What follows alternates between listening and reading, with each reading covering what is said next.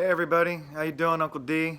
I usually don't do this kind of thing at all, but I think it's kind of important. I don't know if a lot of you know, but I kind of struggle here and there with pains and aches and things like that. And I know a lot of you like to joke around saying, "Hey, Uncle D, you're just getting older," and that's true. I am, no doubt.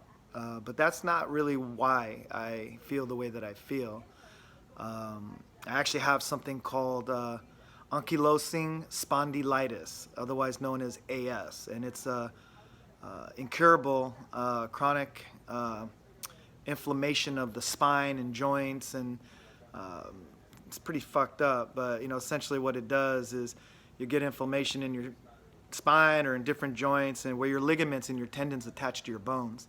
And then eventually they'll get inflamed and they'll fuse together and cause calcium buildup in scar tissue and ends up creating more bone to like a bamboo. So it's a pretty fucked up thing. It's an autoimmune issue. So it's your body, essentially fighting your body. So what's mostly unique about this is it's a young person's disease. It just goes undiagnosed for so long that not a lot of people really recognize what's going on.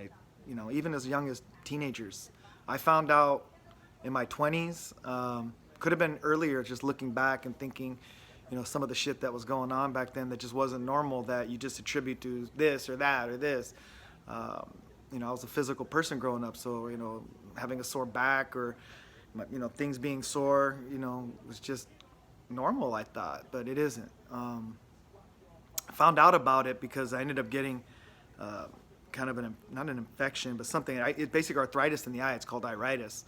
And you don't just get it, it's a symptom of something else. So ophthalmologist had to prescribe me some steroids and keep it dilated for a month and see the ophthalmologist, get a blood test, which I did, which confirmed that I have a genetic marker called HLA-B27, human leukocyte antigen B27, which is essentially a protein that finds itself on top of healthy cells.